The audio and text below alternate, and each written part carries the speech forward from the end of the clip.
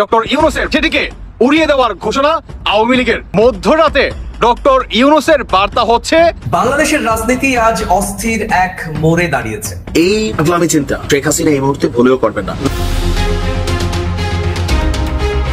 এদিকে ডক্টর ইউনূসকে শেষ করার কার্যক্রম চালাচ্ছে শেখ হাসিনা। কঠিন অবস্থা চলছে দেশের মধ্যে, চারদিকে আন্দোলন তাণ্ডব, থামছেই না দেশে। সবকিছুই দেখতে পারবেন এই সম্পূর্ণ প্রতিবেদনে। ডক্টর ইউনূসের বিরুদ্ধে বিএনপি সহ নানান পক্ষ মাঠে নেমে গেছে। April versus December.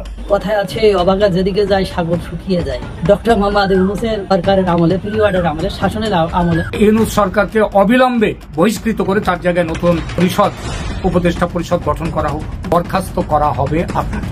আর রাষ্ট্রপতি সেই বরখাস্তের চিঠিতে, এক লাইনের একটি বাক্যের চিঠিতে তাকে বরখাস্ত করে দেবে। বিরাট বড় ষড়যন্ত্র তো। ডক্টর মোহাম্মদ ইউনূস স্যারকে লন্ডনের রাস্তায় অপমান করবে, স্লোগান দিয়ে অপমান করবে, কিন্তু করতে পারবে কি? না, পারবে না। কে ঠেকায় দিবে জানেন? বিএনপি ঠেকায় দিবে। দেখেন, বিএনপি তাদেরকে ঠেকায় দিবে, উপযুক্ত জবাব দিয়ে দিবে আওয়ামী লীগকে লন্ডনে। আর ওই যে লন্ডনই দেখা করতে চাচ্ছে, যে লন্ডনই বাংলাদেশের নাগরিক না, কিন্তু তার সাথে দেখা হবে কি? সুজিত ওয়াজিদ জয় তিনি বলেন যে আমার মা চুট করে হুট করে তিনি বাংলাদেশের সীমান্ত দিয়ে তিনি ঢুকবেন না। তিনি বাংলাদেশের এই অবৈধ সরকার তাকে বলেই বাংলাদেশে ঢুকবে, এবং সরকারকে বা সরকারের অধীনে যে সমস্ত বর্তমান ব্যক্তিরা অবস্থান করতেছেন সবাইকে জানিয়ে শেখ হাসিনা বাংলাদেশের আন্তর্জাতিক বিমানবন্দর আপনার সেখানেই তিনি অবস্থান নেবেন। বিমানবন্দর দিয়েই তিনি বাংলাদেশে পা রাখবেন। দর্শক, অনেকদিন পর আবারও আলোচনায় শেখ হাসিনা। তার চক্রের কাছে শেখ হাসিনা বন্দী ছিলেন, জিম্মি ছিলেন।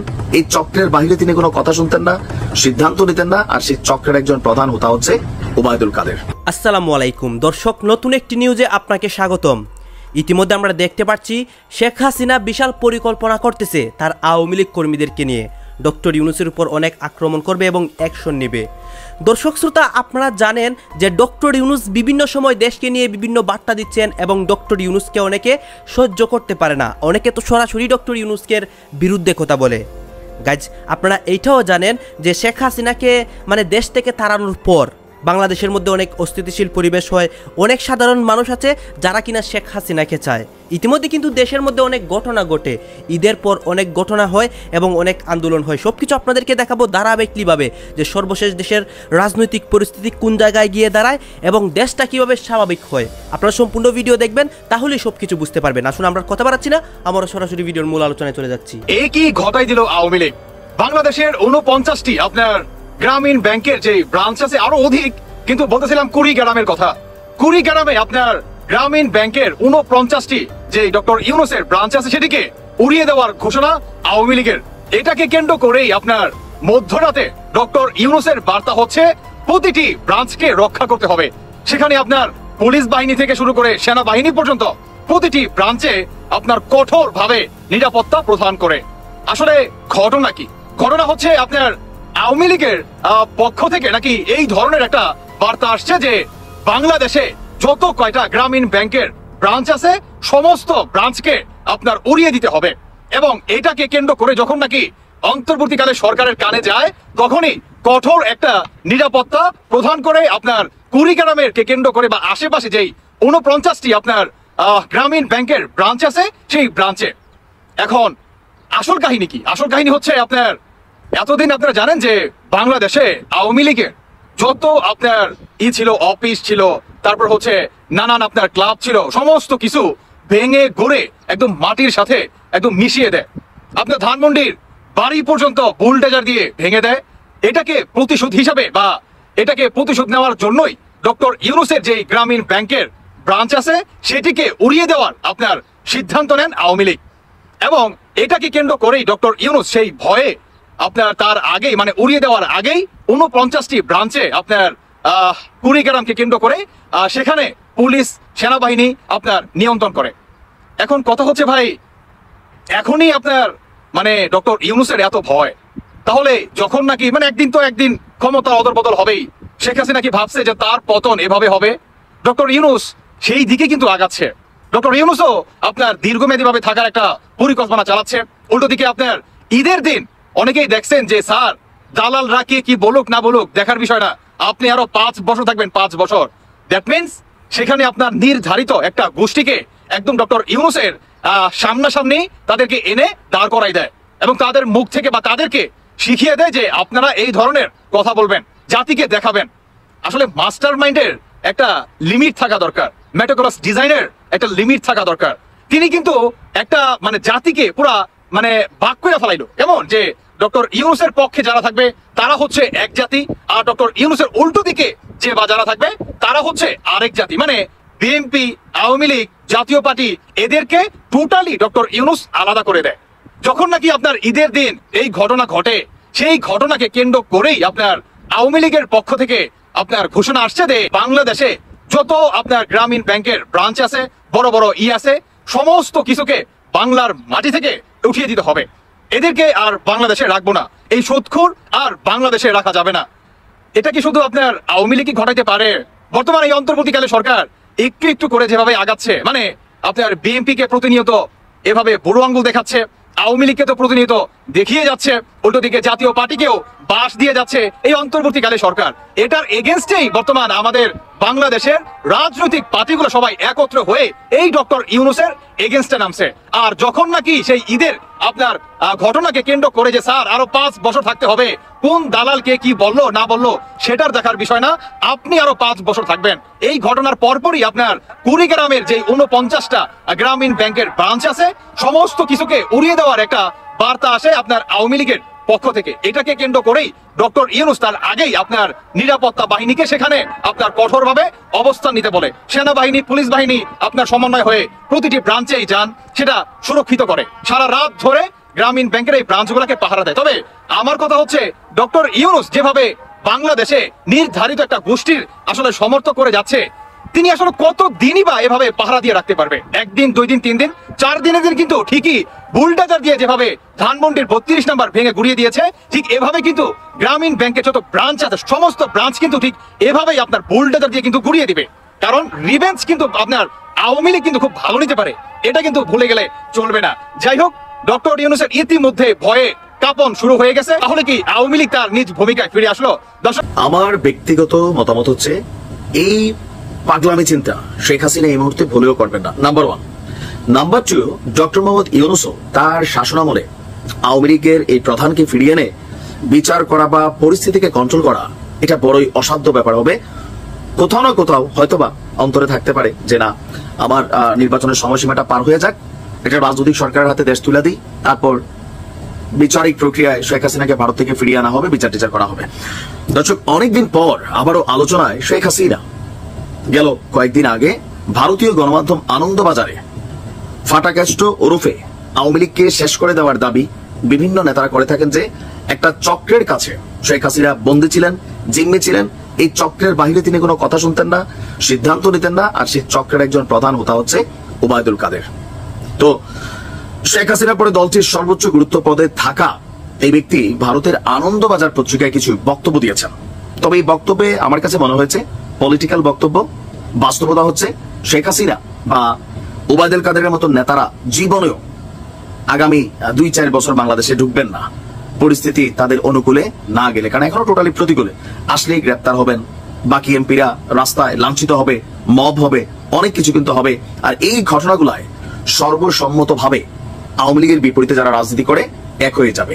সো এই পাগলামি তিনি করবেন বলে আমার মনে হয় না। এখন তিনি আপনার বলছেন আনন্দবাজারকে দেওয়া সাক্ষাৎকারে যে শেখ হাসিনা শত শত খুনের মামলা মাথায় নিয়ে কবে দেশে ফিরবেন প্রশ্ন ছিল, কবে হবে তার বিচার। তো ওবায়দুল কাদেরের বক্তব্য, সবাইকে ধৈর্য ধরতে হবে। তিনি প্রতিদিন দেশের নেতা কর্মীদের সাথে যোগাযোগ রাখছেন, অনুপ্রেরণা দিচ্ছেন। এমনকি ঈদের দিন বিকেলে শেখ হাসিনার সাথে ওবায়দুল কাদেরের কথা হয়েছে, সুস্থ আছে। আর তিনি বলছেন যে তার বিরুদ্ধে মার্ডার কেস হয়েছে, ওয়ারেন্ট ইস্যু হয়েছে, তবে দেশ এবং দলের প্রতি তার আস্থা অনেকটা শক্ত। শেখ হাসিনার দেশে ফেরার বিষয়ে ওবায়দুল কাদের বক্তব্য আগে তিনি বলেছেন যে দেশের জন্য তিনি ফিরবেন, যারা তার বিরুদ্ধে ষড়যন্ত্র করছে তাদের শাস্তি দিতে হবে। তবে কবে ফিরবেন এখন সেটা বলা যাচ্ছে না। সবকিছু নির্ভর করছে দেশের রাজনৈতিক পরিস্থিতি, জনগণের মনোভাব, আন্তর্জাতিক প্রেক্ষাপটের উপর। আর 2026 সালে যে নির্বাচন, সেই নির্বাচন নিয়েও সন্দেহ প্রকাশ করেছে ওবায়দুল কাদের। তো ওনার সন্দেহ প্রকাশে না প্রকাশে কিছু যায় আসে না। তবে শেখ হাসিনা বাংলাদেশে ফিরা নিয়ে যে প্রশ্নবোধক চিহ্ন বা আনন্দবাজার বা বিভিন্ন গণমাধ্যমে যে নিউজগুলো আসছে, আমি হলফ করে বলতে পারি এটা ভাই পাগলেও বোঝে। আওয়ামী লীগের গত 17 বছরের শাসনামলে শত শত না হাজার হাজার ভুল করছে আওয়ামী লীগ। এই ভুলগুলা ইভেন বিপরীত দলগুলোকে রাজনৈতিকভাবে এতটাই কোণঠাসা করছে, সারা বাংলাদেশের বিএনপি বা জামাতে যে সকল নেতাকর্মীরা জেল খাটছে, মিথ্যা মামলার আসামি হয়েছে, পরিবার থেকে বিচ্ছিন্ন হয়েছে, তারপরে ধরেন গুম হয়েছে, হয়রানি হয়েছে, সবাই উৎপাইতা পয়সা আছে। একটা সুযোগ পাইলেই অনেক কিছু ঘটে যাবে, যেটা সরকারও কন্ট্রোল করতে পারবে কিনা আমার সন্দেহ আছে। যদি খবর আসে যে শেখ হাসিনা দেশে ঢুকবেন, আপনি দেখবেন বিএনপি, জামাত ইসলাম, এনসিপি, ইসলামিক দলগুলা বা আরো যারা, তারা সবাই একত্রিত হয়ে 32 যেমন ভাঙা দিছিল, ঠিক ওই রকম আরো খারাপ পরিস্থিতি দেশে তৈরি হবে। আর বাকি রইল নির্বাচনে জয়ের বিষয়। হ্যাঁ, এখনো বাংলাদেশের কিছু কিছু জায়গায় আওয়ামী লীগ জয়লাভ করবে, 2-4-10টা সিট পাবে, এটা বাস্তব। কিন্তু বাকি জায়গাগুলোতে বা জনগণের প্রতি যে ইফেক্টের একটা ইস্যু আছে, জনগণ যে ইফেক্ট হয়েছে, তো সেগুলোর কি একটা জবাব লাগবে না? এই যে দাগগুলা, ক্ষতগুলা, এগুলা মুছতে সময় লাগে ভাই। আগামী 7 বছর, নির্বাচন হয়তো আরো 1 বছর, পরে 5 বছরে 6 বছর বাংলাদেশ আওয়ামী লীগ কাকতালীয় কোনো ঘটনা না ঘটলে জনগণের কাছে যে ইমেজ, সেটা ফিরাইতে পারবে না, জীবনও পারবে না। অনুতপ্ত হইতে হবে, ভালো কাজ করতে হবে, ক্ষমা চাইতে হবে, ভুল স্বীকার করতে হবে। তারপরে যেই সরকার ক্ষমতায় থাকবে, তারা যখন ভুল করবে, একের পর এক জিনিসগুলো নিয়ে ঘটনা ঘটবে, তখন হয়তো জনগণের কাছে একটা সময় ফিল হইতে পারে যে না, আবার আওয়ামী লীগরে আনো। তবে দল হিসাবে এই মুহূর্তে সাময়িকভাবে নিষিদ্ধ। বিরাট বড় ষড়যন্ত্র তো। ডক্টর মোহাম্মদ ইউনূস স্যারকে লন্ডনের রাস্তায় অপমান করবে, স্লোগান দিয়ে অপমান করবে, কিন্তু করতে পারবে কি? না, পারবে না। কে ঠেকায় দিবে জানেন? বিএনপি ঠেকায় দিবে। দেখেন, বিএনপি তাদেরকে ঠেকায় দিবে, উপযুক্ত জবাব দিয়ে দিবে আওয়ামী লীগকে লন্ডনে। আর ওই যে লন্ডনই দেখা করতে চাচ্ছে, যে লন্ডনই বাংলাদেশের নাগরিক না, কিন্তু তার সাথে দেখা হবে কি? ডক্টর মোহাম্মদ ইউনূস স্যার ঈদের নামাজ পড়তে যখন গেলেন, সবাই বলতেছিল 5 বছর থাকবেন স্যার, 5 বছরের আগে আপনি যাবেন না। আবার অনেকে বলতেছিল পিছন থেকে যে স্যার দালালদের কথা কানে নিবেন না। হ্যাঁ, দালালদের কথা কানে নিতে না করছে। গত ঈদও কিন্তু সেম কথাগুলা বলছে। আবার এই কথাগুলা শুইনা ওই যে একজন নেত্রী আছে না, টক শোতে খুব এক্সপার্ট, উনি আবার খুব মাইন্ড করছে যে এরা কারা, 5 বছর থাকতে বলে। নামাজের পরে হাত মেলানোর সময় চতুর্পাশ থেকে একই ধরনের আওয়াজ আসছে, আজীবন ডক্টর ইউনূস থাকুক, 5 বছর ডক্টর ইউনূস থাকুক, 7 বছর ডক্টর ইউনূস থাকুক। দেখেন, উনি মাইন্ড করে, উনি শুনতে চাইছিলেন যে পিছন থেকে বলবে যে স্যার আপনি ডিসেম্বরে নির্বাচন দেন, এটাই শুনতে চাইছিল। 5 বছর থাকবে এই কথা কারা বলবে? তাদের বলার কি অধিকার আছে? এরা জনগণের কোনো অধিকার আছে নাকি এই কথা বলার? ওনারা কি রাজনীতি করে? ওনাদের কোন রাজনীতির ম্যান্ডেট আছে যে 5 বছর থাকতে বলবে? কত বড় স্পর্ধা, চিন্তা করছেন? কিন্তু আমার প্রশ্ন হয়েছে, ওই নামাজে কি বিএনপির কেউ ছিল না? বিএনপির মানুষ তো নামাজ পড়তে গেছে, নিশ্চয়ই ঈদগাতে ছিল। ওনারা কেন পিছন থেকে বললো না যে স্যার 5 বছর না, ডিসেম্বরে নির্বাচন দিতে হবে আপনাকে? কেন বললো না? বললেই তো হইতো, একজন বললেই তো হইতো, 10 জন বাদ দেন, একজন মানুষ যদি চিৎকার করে বলতো, সেটা হয়তো রেকর্ড হইতো।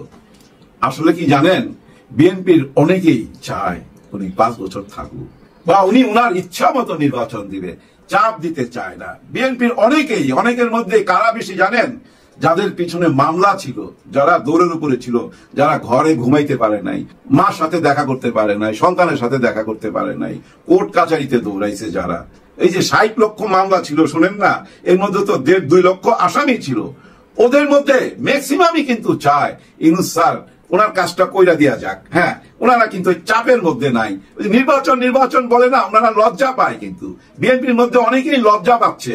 ঈদের পরে আপনারা বুঝতে পারবেন, ঈদ তো চলেই গেছে, এখন আস্তে আস্তে আপনারা বুঝতে পারবেন অনেকেই কিন্তু ইউ টার্ন নিবে। হ্যাঁ, চলে আসবে তো ভাই, চলে আসবে, অন্য দলে চলে যাবে। কারণ এত অশান্তি কেউ পছন্দ করে না। সবচেয়ে বড় অশান্তি এখন কালকে থেকে শুরু হবে, দেখবেন।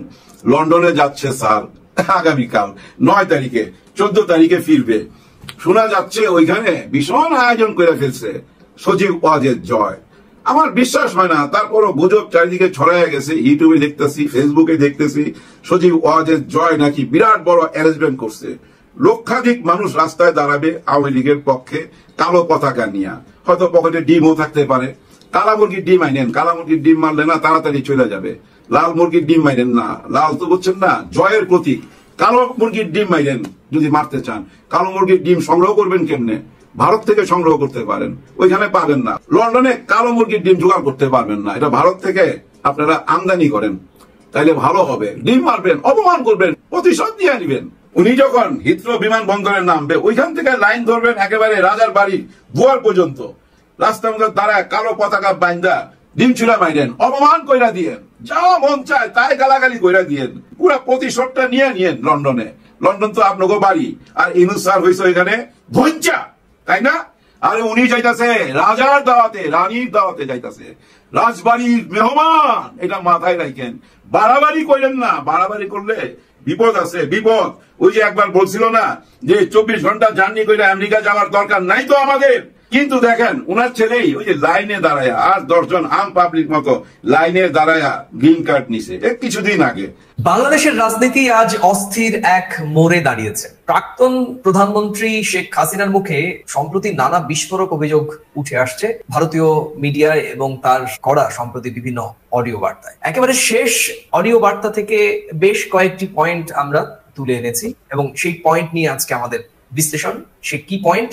প্রাক্তন প্রধানমন্ত্রী শেখ হাসিনা বলেছেন যে তাকে ক্ষমতা থেকে জোর করে নামানো হয়েছে, পেছনে রয়েছে দেশি বিদেশি ষড়যন্ত্র, আর এই চক্রান্তের পেছনে রয়েছেন ডক্টর মোহাম্মদ ইউনূস। যেভাবে এই মুহূর্তে তিনি সরকার চালাচ্ছেন সেটি অসাংবিধানিক সরকার হিসেবেও উল্লেখ করেছেন প্রাক্তন প্রধানমন্ত্রী শেখ হাসিনা। শুধু তাই নয়, বাংলাদেশে কট্টরপন্থার উত্থান, গণতন্ত্রের অবক্ষয় এবং একজন নোবেল বিজয়ীর বিরুদ্ধে ক্ষমতার এই অপব্যবহারের অভিযোগ ঘিরে আবার ভারতীয় মিডিয়ায় কিন্তু প্রধান শিরোনামে জায়গা পেয়েছে। শেখ হাসিনার অভিযোগে আরো অনেক কিছু উঠেছে, সে সবকিছুই আজকে খোলসা করব। কিন্তু প্রিয় দর্শক, তার আগে আপনাদেরকে একটি প্রশ্ন করে আমি অনুষ্ঠান শুরু করতে চাই। 2024 সালের 5 আগস্ট যে গণ অভ্যুত্থান হয়েছিল, সেই গণ অভ্যুত্থান কি আদৌ সাধারণ মানুষের অংশগ্রহণ ছিল, নাকি সেটি ডক্টর মোহাম্মদ ইউনূসের একটি গভীর চক্রান্তের অংশ? এই প্রশ্নটা কিন্তু আমার নয়, বাংলাদেশের প্রাক্তন প্রধানমন্ত্রী কিংবা বাংলাদেশের অন্যতম রাজনৈতিক শক্তি, বলা ভালো এই মুহূর্তে যে রাজনৈতিক শক্তি বাংলাদেশের মাটিতে নেই, সেই শক্তির পক্ষ থেকে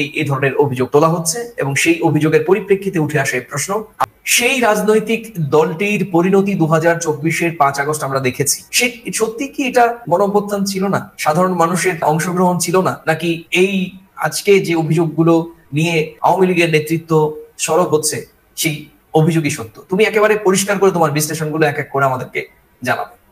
দেখো, প্রথম কথা বলি, গত 5ই আগস্ট যে ঘটনা ঘটেছে তার আগে থেকে, তার সেই 5ই আগস্টের আগে থেকে যে দিনগুলো অতিবাহিত হয়েছে বাংলাদেশের মাটিতে, সেই সময় বাংলাদেশের প্রধানমন্ত্রী কে ছিল? গত 5ই আগস্টের আগে থেকে লাস্ট 15 বছর বাংলাদেশের প্রধানমন্ত্রী কে ছিল? তোমার কথাতে, তোমার প্রশ্নের মধ্যে উত্তর লুকিয়ে রয়েছে। 71 সালে যে দলটির নেতৃত্বে বাংলাদেশ স্বাধীন হয়েছিল, সেই স্বাধীন হওয়ার পিছনে স্বাধীন কারা হয়েছিল? বাংলাদেশের সাধারণ মানুষ স্বাধীন হয়েছিল। তারপরে ক্ষমতার পরম্পরায় কেউ না কেউ এসছে, লাস্ট 15 বছর ওনারা ছিল। এখন উনি বলছেন, ওনার কথাতেই যদি বলি যে আমি ষড়যন্ত্রের শিকার এবং ডক্টর ইউনূস এই চক্রান্তের একজন অন্যতম। এখন প্রথম প্রশ্ন হচ্ছে, ডক্টর ইউনূস তো বাংলাদেশের একজন নাগরিক, তাই নয় কি? সে তো বাংলাদেশেরই মানুষ, এবং আমি যতদূর জানি যে বাংলাদেশের ওনার পড়াশোনা, ওনার অর্থনীতি নিয়ে যে কাজকর্ম, যে প্রকাণ্ড বিষয়টা নিয়ে ওনার আছে, একটা প্রজ্ঞাবান ব্যক্তি অর্থনীতির ক্ষেত্রে। যতদূর জানি যে গ্রামীণ ব্যাংকের উন্নয়নের জন্য উনি অনেক কিছু করেছেন এবং উনি নোবেল পেয়েছেন। কারণ দেশের এই কৃতি সন্তানটা ওনার বিরুদ্ধে কেন গেল, কেন উনি ষড়যন্ত্রের শিকার হচ্ছে? আজকে উনি যদি ষড়যন্ত্রের শিকার বলে, আমার সঙ্গে শত্রুতা হয়েছে, বিদেশি রাষ্ট্র শত্রুতা করেছে, তাহলে উনি তো 15 বছর ক্ষমতায় ছিল। তা ওনার এটা আজকে 5ই আগস্টের পর এটা অনুধাবন করলো, নাকি তার আগে ছিল? এইটা এখন, এই দায়টা এখন উনি কার ঘাড়ে দেবে? এই দায়িত্ব তো ওনারই নিজে, ওনার ব্যর্থতা, ওনার বিরুদ্ধে। আজকে আমি অ্যাডমিনিস্ট্রেশন, আমি পুলিশের ডিজি, আমার কাছেই খবর থাকবে তো কিছু কোথায় কি হচ্ছে। উনি দেশের প্রধানমন্ত্রী, সাধারণ মানুষের কাছে থাকবে, বিরোধী রাজনৈতিক দলের কাছে থাকবে, তারা তো ওনার বিরুদ্ধে চক্রান্ত করবে। তারা তখন ভাবছে ওটা আমাদের রাজনৈতিক ভাবে আমরা মোকাবিলা করার জন্য কাজটা করছি। কিন্তু উনি রাজনৈতিক ভাবেও যেমন খবর রাখবে, উনি তো দেশের প্রধানমন্ত্রী। উনি বিরোধী দলের বাংলাদেশে যারা বিরোধী দল করেন, জামাত করেন, বা আমি এনসিপির কথা এখন নতুন আসলাম, তখন তো এনসিপি ছিল না, অন্যান্য যত রাজনৈতিক দল আছে সকলের তো উনি প্রধানমন্ত্রী। ওনার কাছে তো সবার আগে ইন্টেলিজেন্সের খবরটা থাকার কথা ছিল। তার সবচেয়ে বড় ক্ষতি হচ্ছে তার নিজের, সেইটা যখন উনি খোঁজ রাখতে পারছে না, তাহলে উনি কি করে বাংলাদেশের সাধারণ মানুষকে রক্ষা করবে? ওনাকে আর বলার জায়গা থাকতে পারে? আমার তো মনে হয়, এটা আমি আমার ব্যক্তিগত মত। আমি বাংলাদেশের প্রধানমন্ত্রী শেখ হাসিনার প্রতি, ব্যক্তিগত শেখ হাসিনার প্রতি আমার অনন্ত শ্রদ্ধা থাকবে, কিন্তু রাজনৈতিক ভাবে অ্যাডমিনিস্ট্রেশনের চেয়ারে বসে ওনারই সবচেয়ে বড় ক্ষতি হচ্ছে, তাই নয় কি? তাই তো হচ্ছে, এবং ওনার দলে তো সেইটাই যদি উনি রক্ষা করতে না পারতে পারে, তাহলে বাংলাদেশের সাধারণ মানুষকে কি করে উনি রক্ষা করবে? বাংলাদেশের সাধারণ মানুষের দলকে কি করে ভোট দেবে? কে মৌলবাদ শক্তি সেগুলো পরের কথা, কে রাজাকার সেগুলো পরের কথা, কারা বাংলাদেশের মানুষ কাদের ভোট দেবে সেটা তো পরের কথা। ভোটটা আসুক। জাতিসংঘ কি বলেছে? কেন নিষিদ্ধ হলো আইন আনুক? চাপিয়ে দেওয়া। আজকে ওনারা বিদেশি মিডিয়ার কাছে কথা বলছে। আমার একটা জিনিস বারবার মনে হচ্ছে, বিদেশি মিডিয়া কেন কথা বলছে? ওনারা আজকে বাংলাদেশের কোনো বড় হাউসে যদি ইন্টারভিউ দেয় সেটা কি ছাপা হবে না? তাহলে সে কথাটা আমি আগের দিনও বলেছি, সে কথাটা বিদেশি মিডিয়ার কাছে খুলে বলুক যে বাংলাদেশে আমাদের কথা বলারই অধিকার নেই। জাতিসংঘ কি বলেছে? জাতিসংঘ বলেছে বাংলাদেশের মানুষ যেটা চাইবে সেটা হবে। যদি ওনারা ভোটে দাঁড়াতে না পারে, বাংলাদেশের মানুষ যদি সেটা চায় তাহলে হবে। এই দায় উনি কার ঘাড়ে দেবে? দোষারোপ কাকে করছে? ওনার নিজেরই তো ক্ষতি হয়ে গেছে। এটা তো আমাদের বোঝা উচিত ছিল। পরমাশিস, তুমি শুধু বলতে চাইছো যে একটি পয়েন্টের দিক থেকে যে উনি 15 বছর ক্ষমতা ছিলেন, উনি এই পেছন থেকে যে এই কলকাঠি নাড়ানো হচ্ছে কেন উনি জানতে পারেননি? শুধু এটা তো একটা দায়িত্ব। এটা কি এইভাবে কি শুধুমাত্র তাকে দায়ী করা যায়? উনি জানেন না বলেই ওনাকে এরকম ভাবে একটি গণঅভ্যুত্থানের মধ্য দিয়ে বা একটা গভীর ষড়যন্ত্রের মধ্য দিয়ে ওনাদের ভাষায় নির্বাচিত সরকারকে এরকম ভাবে ফেলে দেওয়া যায়? শুধু কি এর জন্য যে তিনি সরকারি ছিলেন কিন্তু তিনি বিষয়টি? দর্শক, আপনারা তো দেখলেন এখানে কি কথা হচ্ছে। অনেকে কিন্তু অনেক কথা বলতেছে, অনেকে আলোচনা করতেছে, অনেকে সমালোচনা করতেছে। দেশের বিভিন্ন অবস্থা এবং দেশের বিভিন্ন পরিস্থিতি নিয়ে সবাই সবার মন্তব্য প্রকাশ করতেছে এবং তাদের মন্তব্যগুলো দেখে আমরা অনেক কিছু বুঝতে পারি এবং অনেক কিছু ধারণা করতে পারি। দর্শক শ্রোতা, দেশের এই আপডেট নিউজগুলো দেখে আপনাদের কি মনে হচ্ছে এবং এই বিষয়গুলোর সাথে আপনারা একমত পোষণ করেন নাকি দ্বিমত পোষণ করেন, এইটা আপনারা অবশ্যই কমেন্ট বক্সে লিখে যাবেন। আর হ্যাঁ, তখন আপনাদেরকে আমরা যা কিছু দেখিয়েছি সব কিছু আমরা সোশ্যাল মিডিয়া থেকে সংগ্রহ করেছি। এখানে আমাদের নিজস্ব কোনো মন্তব্য নেই বা নিজস্ব কোনো সিদ্ধান্ত নেই। সর্বশেষ আপনাদের কাছে আমাদের একটা রিকোয়েস্ট থাকবে, আপনারা আমাদের চ্যানেলটির নতুন দর্শক হয়ে থাকলে চ্যানেলটি সাবস্ক্রাইব করবেন এবং পাশে থাকা বেল বাটনটি বাজাবেন যাতে করে নেক্সট ভিডিওটা সবার আগে আপনাদের কাছে পৌঁছায়। ধন্যবাদ।